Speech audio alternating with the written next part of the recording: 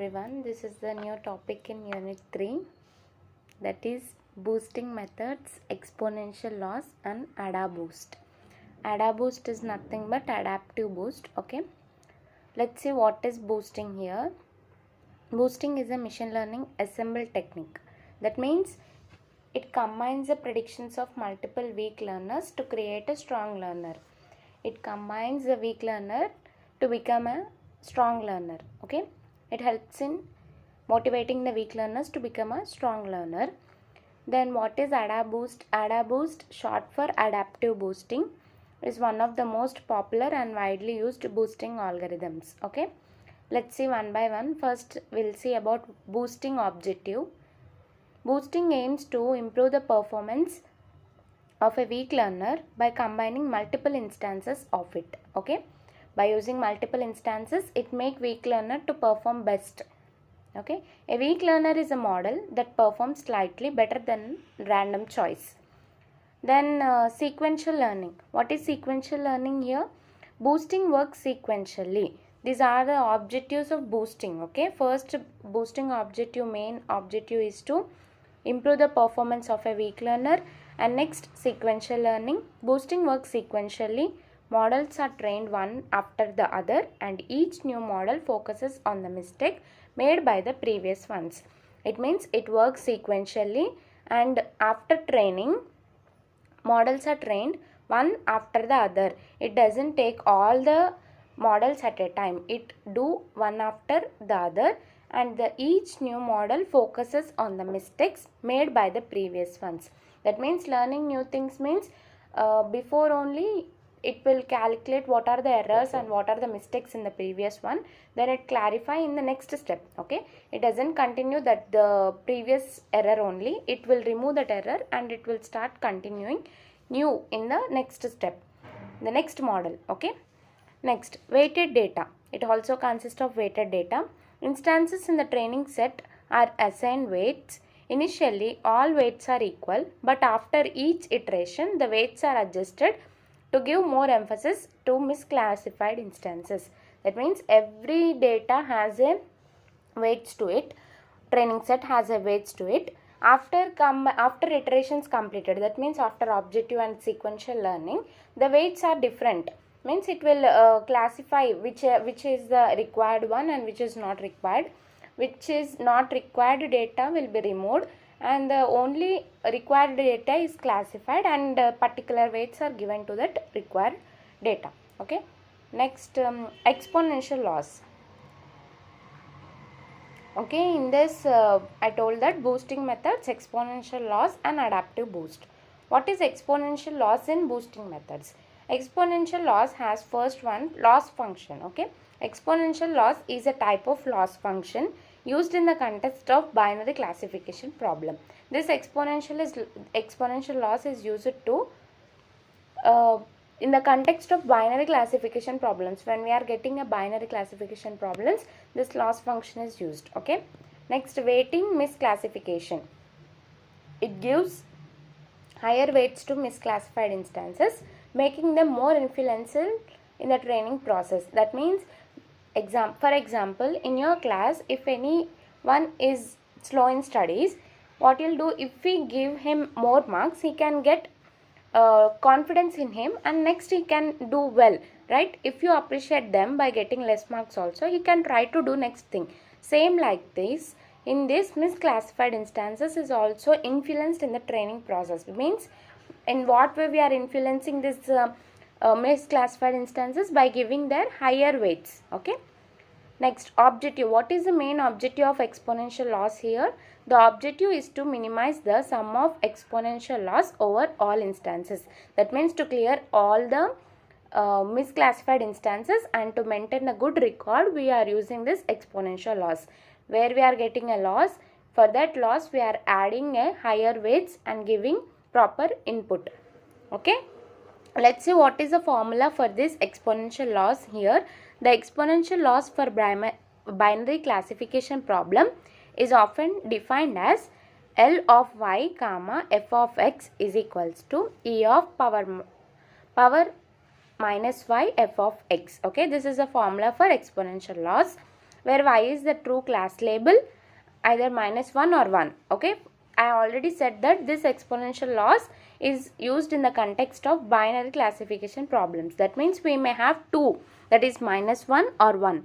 And f of x is the predicted score and e is the base of the natural algorithm. Okay, f of x is the predicted score, that means next score, and e is the base of the natural algorithm. Let's see, e is a your wish to keep the base of the neutral algorithm. Okay, next, Adaboost algorithm. Let's see here, Adaboost algorithm. In Adaboost algorithm, firstly you should initialize weights. Okay, assign equal weights to all the instances in the training set. That means you should give the equal weights to all the instances in the training set. Next, a train weak model. Our main aim in this adaptive boosting is to train weak learner into strong learner. Okay, same like here, train a weak learner on the data with the current instances of weight. Next, compute error. Compute the weighted error of a weak model, indicating how well it perform on the training set. You should estimate how well it is performing. Next, compute model weight. After computing the error, you should give the highest weight for it. Okay, but here calculate the weight of the weak model in the final combination based on its performance. Okay, next, update weights. Increase the weights of the misclassified instances, making them more important in the next iteration. When we are getting an errors, we should give it a high weights. You should increase the weights, then in the next iteration it can be taken.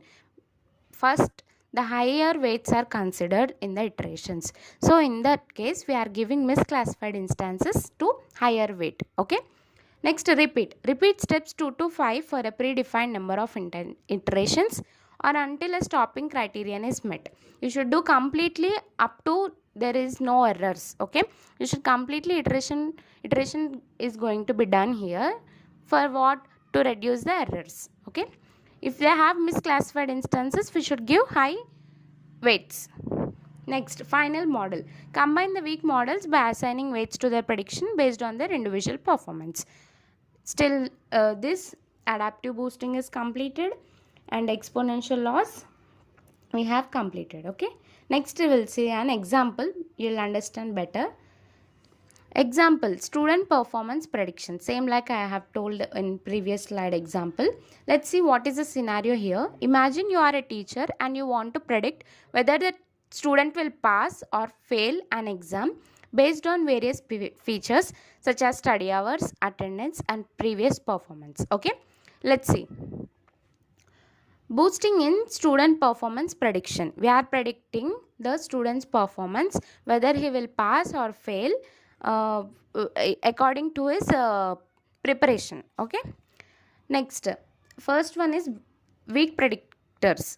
You have multiple weak predictors such as quizzes, homework, scores and participation, which individually may not be very accurate at prediction the final exam outcome.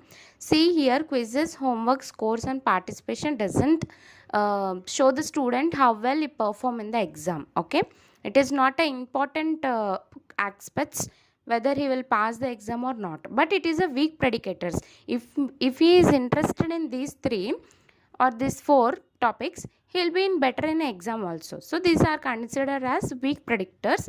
Next, sequential learning. What is sequential learning here?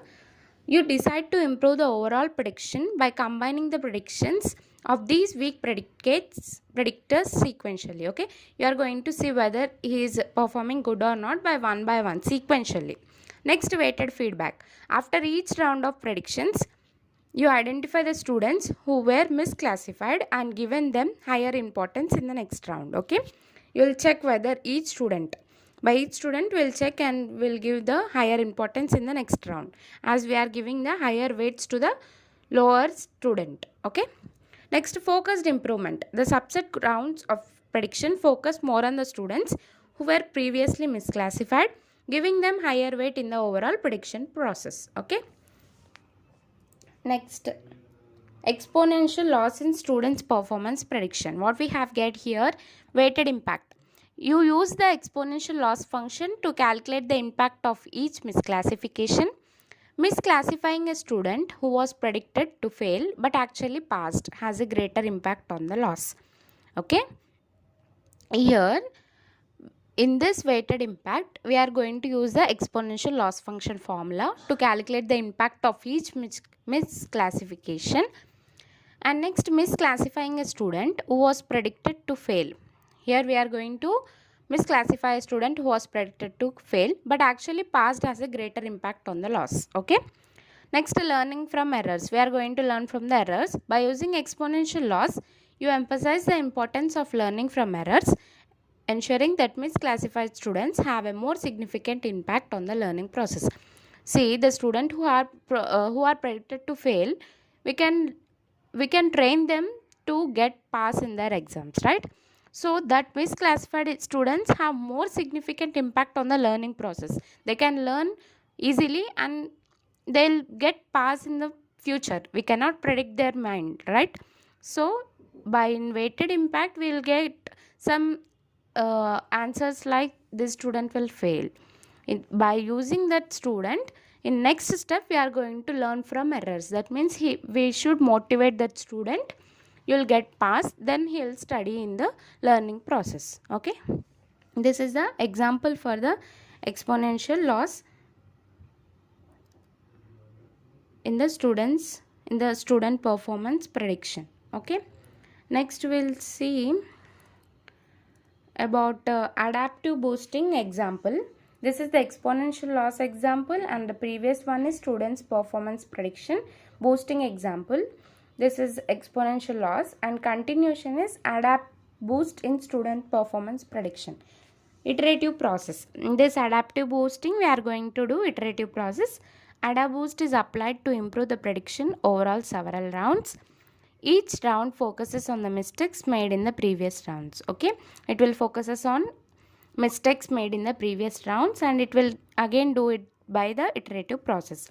Next, model weighting. The better a predictor performed in the previous round, the more weight is prediction carries in the final student performance prediction model. Okay, I already told that who are low in the studies will get a higher prediction weights.